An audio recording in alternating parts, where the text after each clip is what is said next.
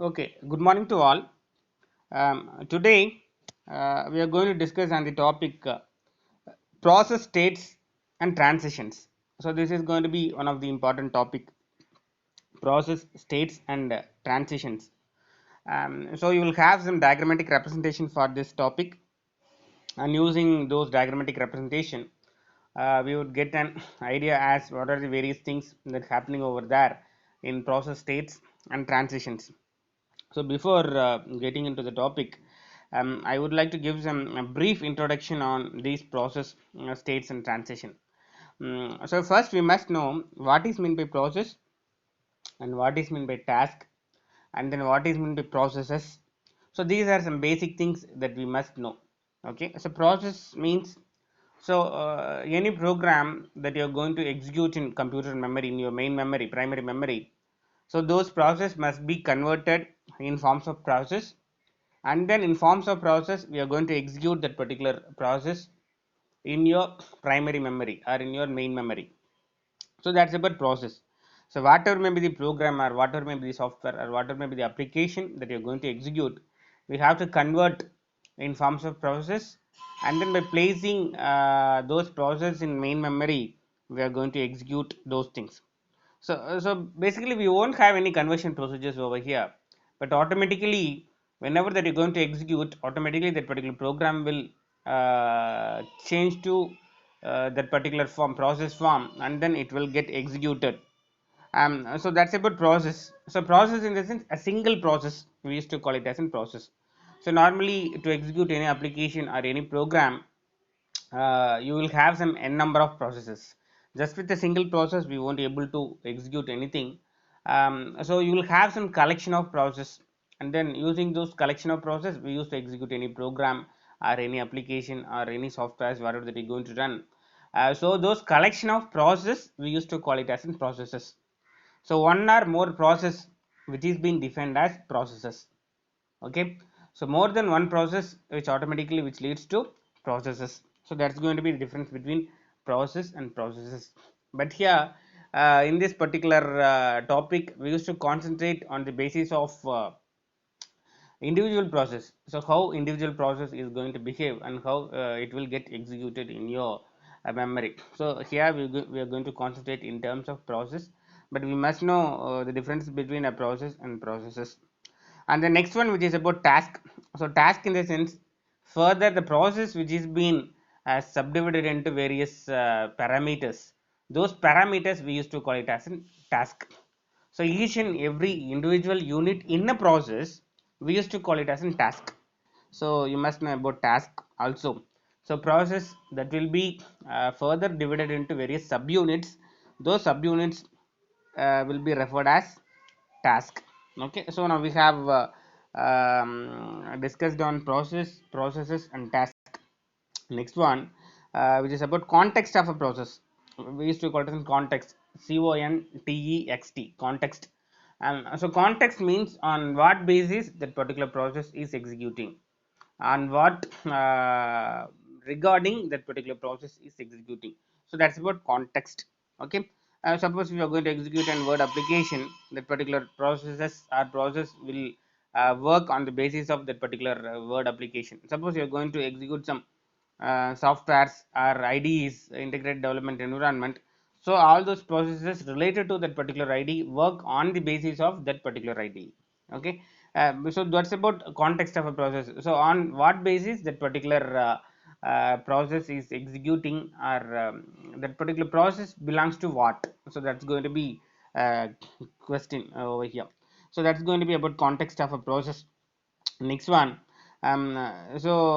executing a program or application or software in computer memory, we used to call it as in what, process. So normally we're going to take that particular program and then we're going to place it in computer memory, and then there in forms of process we are going to execute your application or process or anything.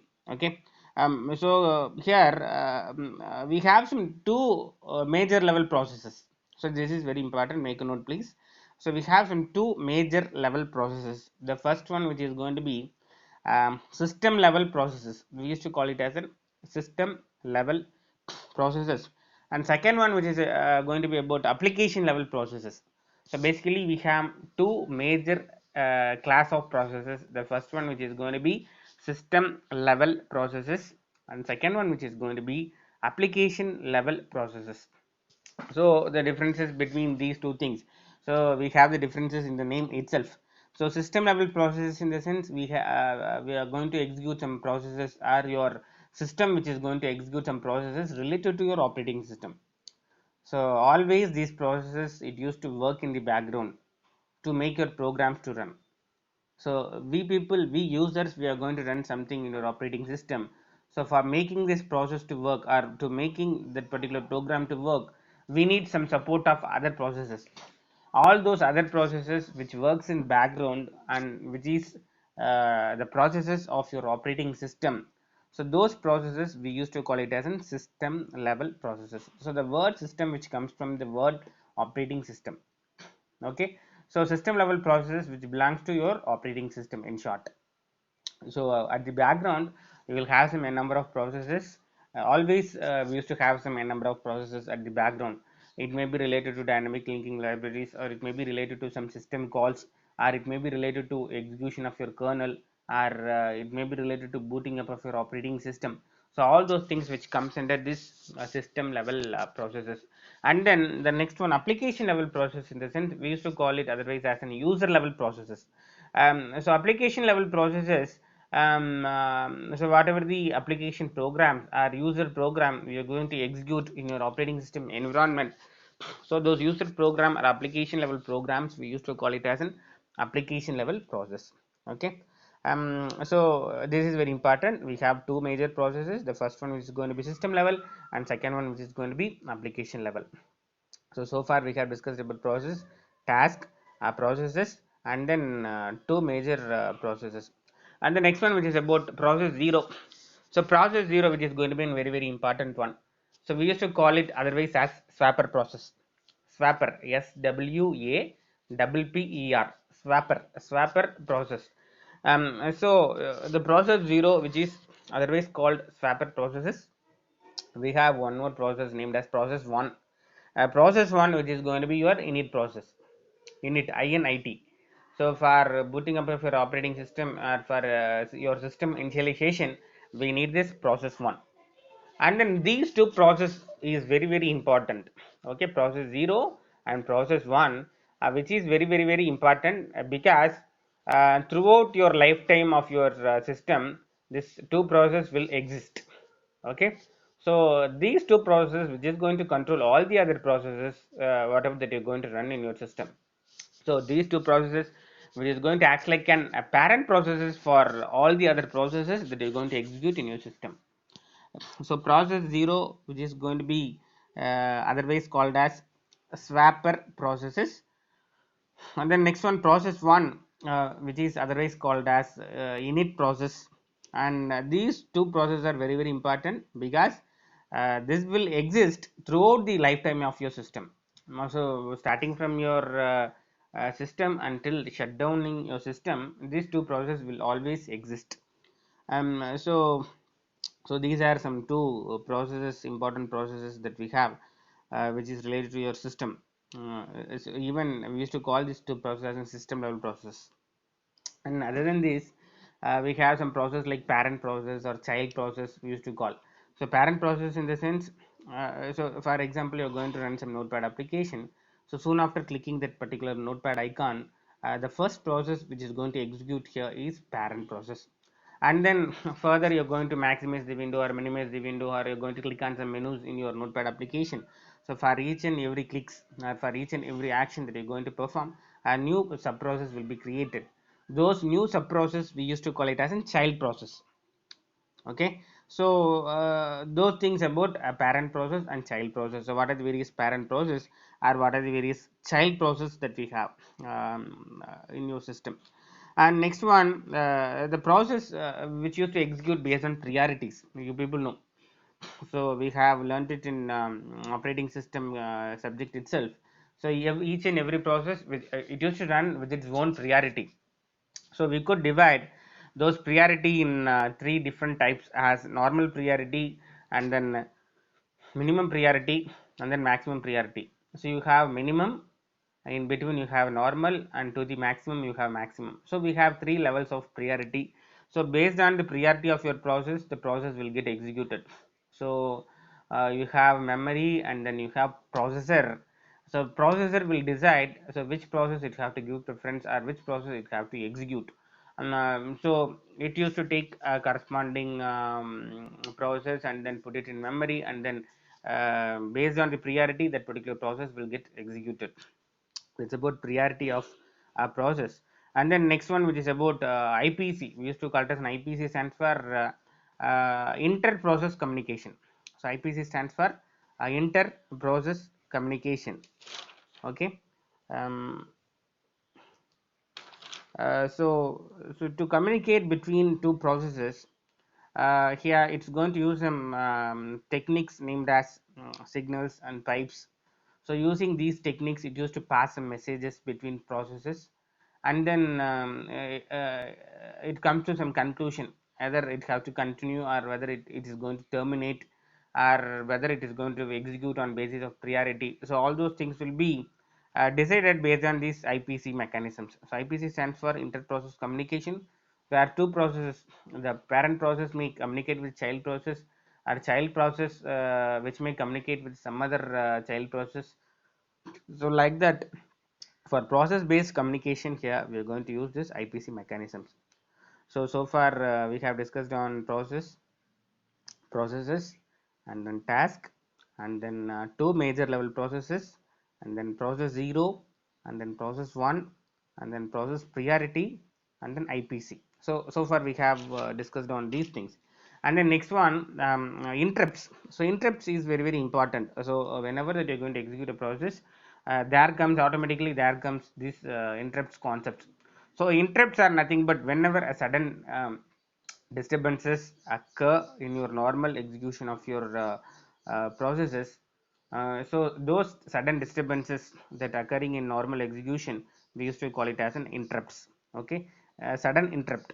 Okay.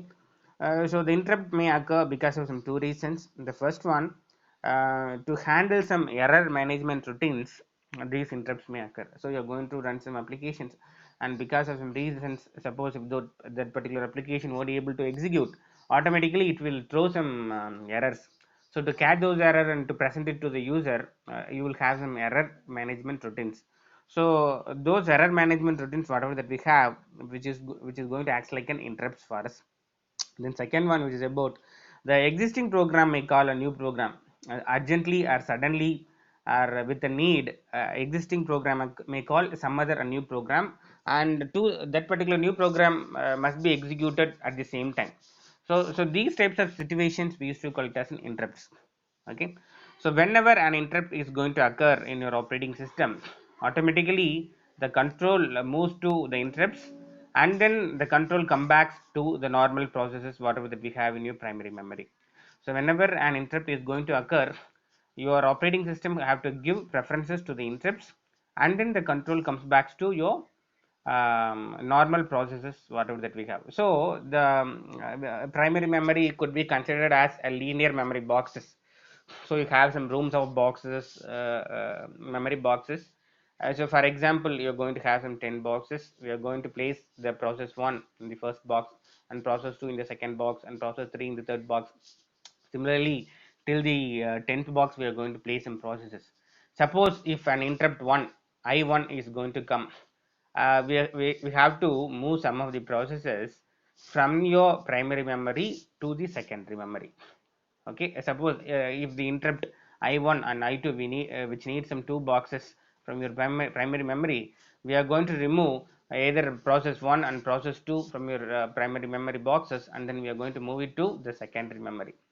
Okay. And then here we are going to place the I1 and I2 in the positions of P1 and P2, and then we are going to execute. So these types of moving the processes from your primary memory to the secondary memory, we used to call it as in swapping out.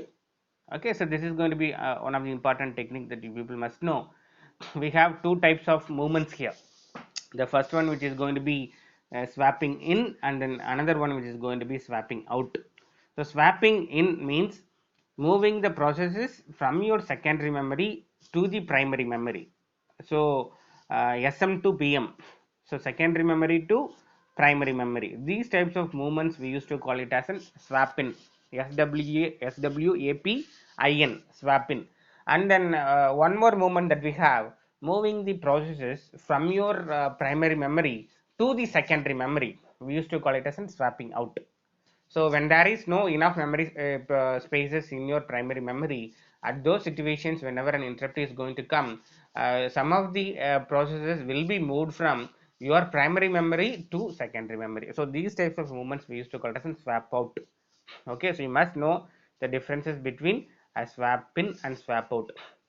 And then whenever there is a room in your primary memory, and then we could execute some more processes, at those times some more processes will be moved from your secondary memory to your primary memory. So these things we used to call it as an swap in and swap out processes. You have a separate topic here in Unix. The topic is swap in and swap out.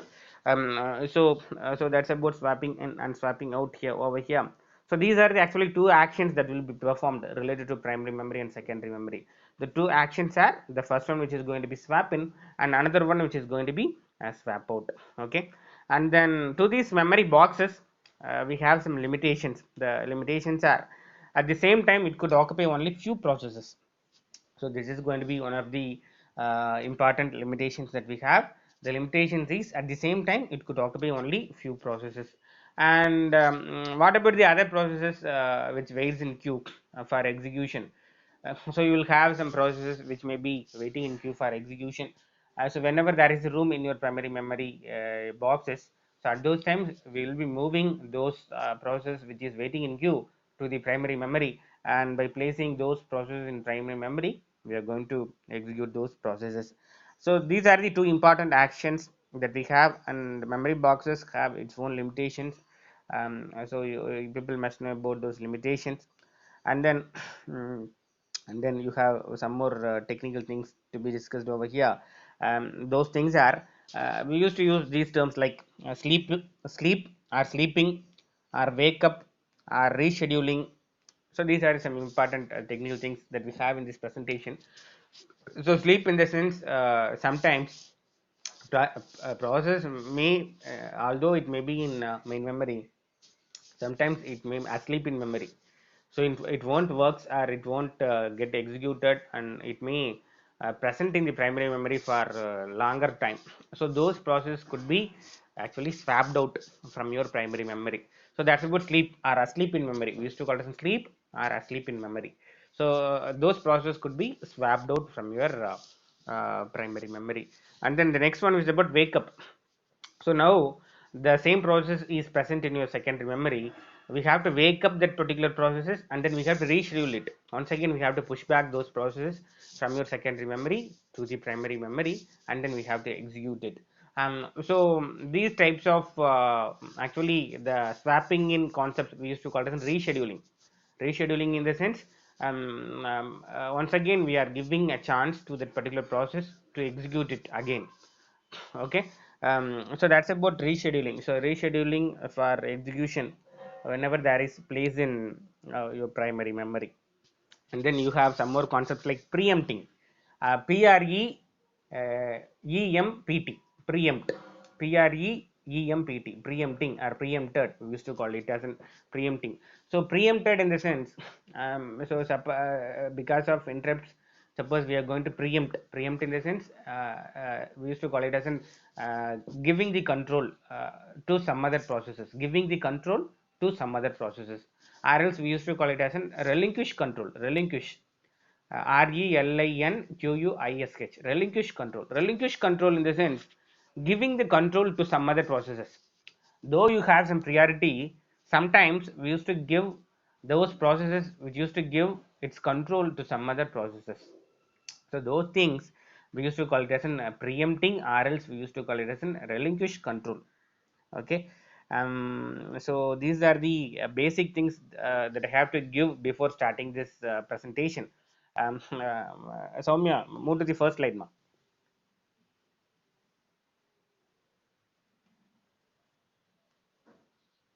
Soumya, move to the first slide. Okay, so this is about process, states, and transition. So now we have discussed on what is by process and what are the various things that we have in process and what are the various technical terms and terminologies that we have in process.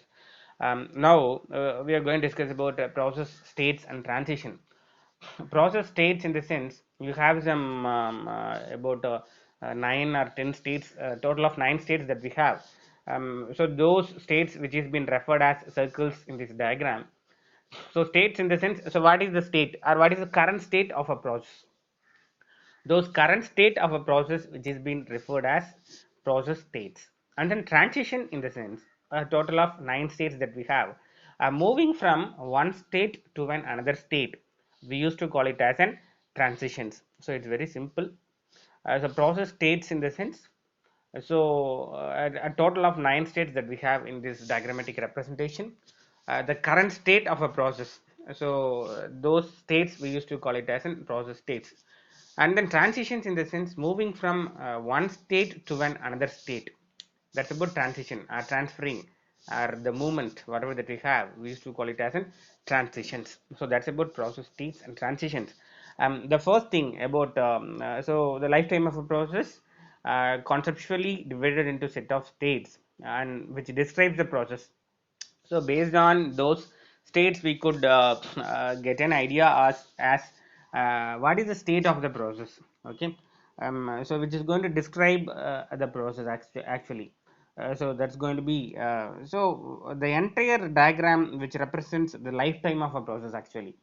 So starting from its creation until completing its execution, we used to call the entire process as a life cycle, entire thing as a life cycle of a process.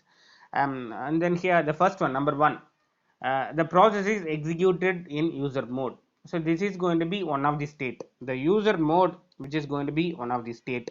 And then the second one, the process executed in kernel mode, this is going to be another state. So keep it in mind, these two statements, number one and number two, which consist of the word what executed. So we would be able to execute a process only in two modes. The first one which is going to be user mode and second one which is going to be kernel mode. So these are the two important modes that we could execute our process. So keep it in mind, we have primary memory boxes. So basically this primary memory boxes which is related to your kernel mode actually. Okay, kernel mode. And then to execute a process, though we have two modes, we have to finally we have to come to the kernel mode, and by being in kernel mode we have to complete our execution. That process have to complete its execution. So kernel mode, which is very important here, okay, which refers to your operating system. Kernel mode, which refers to your operating system. So keep in mind that we could execute a process in two modes. The first one which is about what user mode and kernel mode. But though you have two modes and your process could be executed in two modes, finally the process have to move from your user mode to kernel mode, and by being in kernel mode it have to complete its work. So that's going to be important thing. And third one, the process is ready to run. So it is in actually it is in queue, so it is waiting for its execution. So whatever the process that because of some priority or because of some other reasons, it have some it don't have some memory places in your primary memory, it may be waiting in queue. So those process waiting in queue, we used to call it as an ready to run, which is in a state of ready to run. Okay, suppose if you are going to give some permissions, automatically it will come to the room and then it will get executed. So that's about ready to run. And number four, the process is sleeping and resides in main memory. So this is going to be an one of the disadvantage that we have. Disadvantage in the sense, so though we have given some chances to a process to execute it, which is going to be in a sleep state in your main memory. Okay, we used to call it as an asleep in memory or sleeping in memory. So so this is going to be a problem over here. So whenever a process is going to be sleeping in memory or asleep in memory, we have to swap it out from your primary memory to your secondary memory, or from your main memory to your secondary memory. We have to actually move it. So this is going to be the fourth state that we have over here. Okay, next slide, ma. Move to next slide. Thank you. So this is going to be the fifth one. The process is ready to run, but swapper process 0 must swap the process into the main memory before kernel can execute, schedule it to execute. So the process is ready to run, and then here we have the important process. We used to call it as in process 0, or else we used to call it as swapper process. So this is the process which have the authority to move the process from the state of ready to run and to the state of running. So we have two types of running, as user running and kernel running. That's about user mode and kernel mode. So to make it to run, your swapper only have to take some decisions, and then it have to swap in actually. So moving from ready to run state to running state, the swapper only have to make some decisions. So that's about the process is ready to run, but swapper only must decide, and it have to swap the process to the main memory. Okay, and then it have to run in kernel, and then it have to exit. So that's going to be the process here. And then number 6, the process is sleeping, and swapper process has swapped the process to secondary storage. It's very clear now. So number 6, this particular point is very clear now. The process is sleeping, and swapper process has swapped the process to secondary memory. Suppose if a process is sleeping in memory, we have to throw it out, or we have to move it out from your primary memory to where the secondary storage. So the here the word secondary storage, which refers to nothing but your secondary memory. So these types of accessing for processing your processes, the secondary memory, which has been referred as actually virtual memory. Okay, so in previous classes we have discussed on virtual memory. So these types of using the secondary memory for execution or executing a process, we used to call it as actually virtual memory, because we may not know how we are making use of those secondary memory, but we used to use it. Okay, we won't have a clear picture, or we won't have a clear image about how we are using the secondary memory for process execution, but we used to use it. So that's why we used to call it as a virtual memory. So we used to have a virtual image of those accessing those secondary memory and making use of those secondary memory. And then number 7, kernel preempts. This is not prompts, ma, this is going to be actually preempts. So this is going to be an typographical error over here. So preempts, preempts. Okay, kernel preempts the current process and does the context switch to schedule the another process. Okay, so this is going to be one of the important thing that you will have to understand. So the kernel which is going to preempt the current process, and what it's going to perform, it's going to context switch to schedule the another process. So as already we discussed, preempting means what? We used to refer it with another term as relinquish control. Though the process have its own priority, now it's going to give the control to some other process. That's about context switch. So moving from or giving the control to another process, that's about context switch to another process, and making the other process to schedule, or making it to execute. So these types of movement or transition, we used to call it as an preempting, or else we used to call it as an relinquish control. So giving the control to some other process which is in queue. So that's about preempting or rescheduling. So preempting and rescheduling are very very important, so kindly make a note of these things. And then the number 8, which is about process is newly created and not ready to run nor sleeping state for all processes. So you have created a process, that's it, which is not ready to run, and then which is not in a sleeping state. But just now we have created a process. So this is going to be the 8th state that we have. So here except process 0, we must not consider process 0 here. So that's about except process 0. And then we have function, the function named as fork, fork. This is going to be in function. Okay, the function named as what?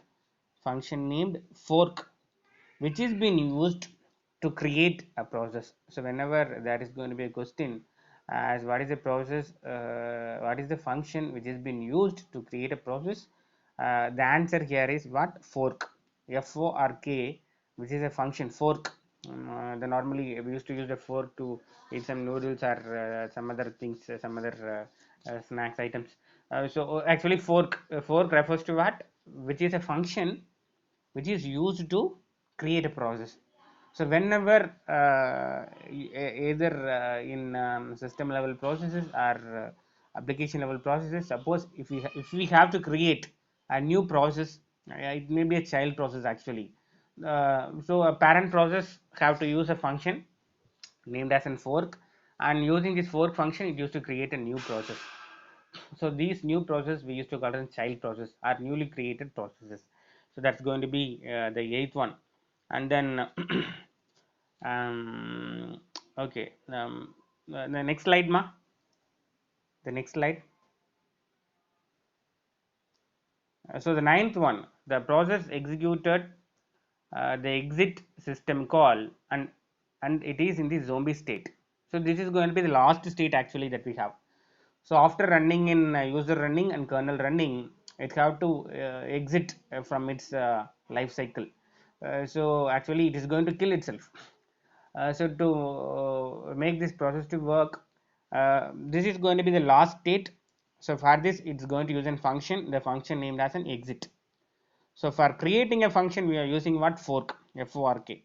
So for killing a function we are going to use, for killing a process we are going to use what? The function named as an exit. So to create a process we are going to use what? Fork as a function call to create a new process, and to kill the existing process, or after completing its work, to terminate its life cycle, we used to use a function call named as exit function. So this is very very important. So that particular state, the last state, we used to call it as a zombie state, zombie, zombie state. Okay. And then the next one the process no longer exists. Number 10, the process no longer exists, but it leaves record containing an exit code and timing statistics for parent process to collect. So you are going to execute a notepad application. The first process of your notepad application is your parent process, and it's going to create some sub processes, for example process 2, 3, 4, 5. So you're going to have some 4 more processes here, a total of 5 processes. The parent process 1, which is going to be parent, and the remaining process which is going to be child process. So these child process, it's going to complete its work. Okay, process 2, 3, 4, 5, it's going to complete its work, and it's going to submit some reports to parent process. Okay, so to the process 1 it is going to submit some reports as what are various work it have completed, and those report which consist of some exit code and timing statistics. Okay, so which consists of some exit code and timing statistics, as when the child process has started its execution, and what is the work it have performed, and when it complete its work, all those timing statistics, and then those exit code and all those execution details of those sub processes will be submitted to the parent processes. So child process which is going to submit a report to the parent process actually. So that's going to be the 10th one, which is going to be one of the state which comes in, which won't be coming under state, but which is going to be an overall process or the ending process that we have over here. And then 11th one, which is about zombie state, as we discussed, which is going to be the final state of the process. So all these things which refers to process states. These are some various states that we have. So basically in the diagrammatic representation of overall we have some 9 states we have. So here which has been described with some 11 steps over here. Okay. So we have some three more minutes to complete this session. Um, so I would like to ask a few questions to you people. So with this interaction, we could stop the session. So with 3 minutes, we are going to stop this particular session now.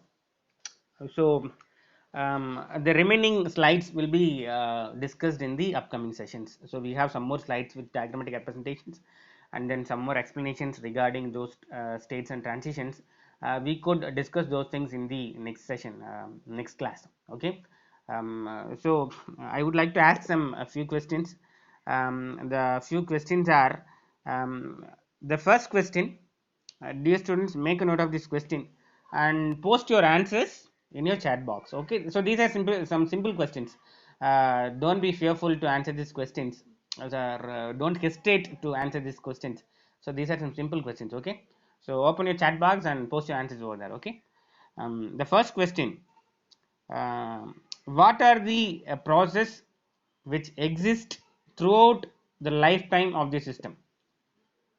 What are the process which exist throughout lifetime of your system?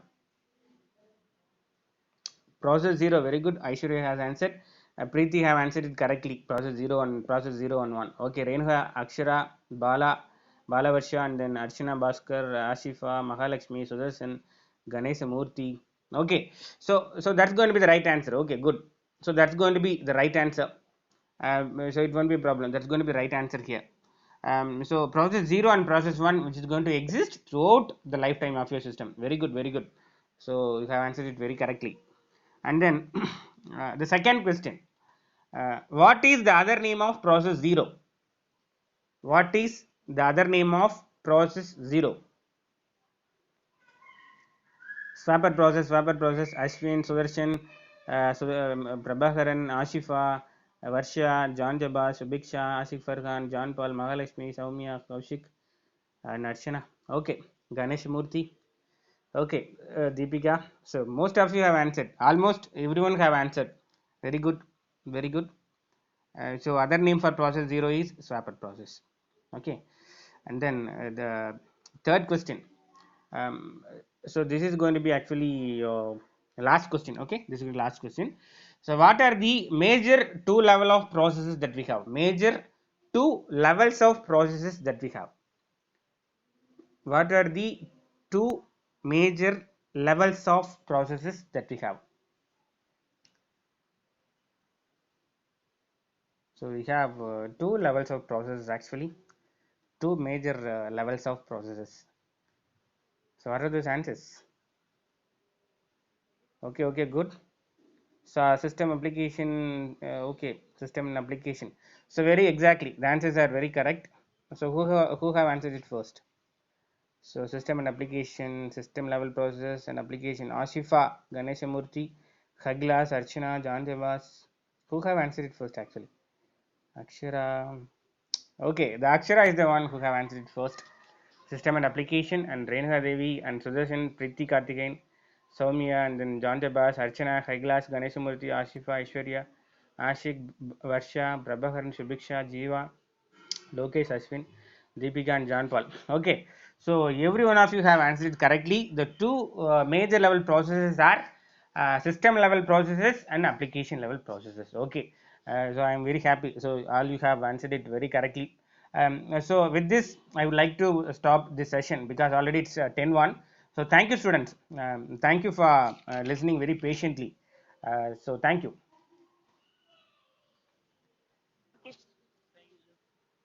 Thank you, sir. Thank you, sir. Soumya சொல்லுமா.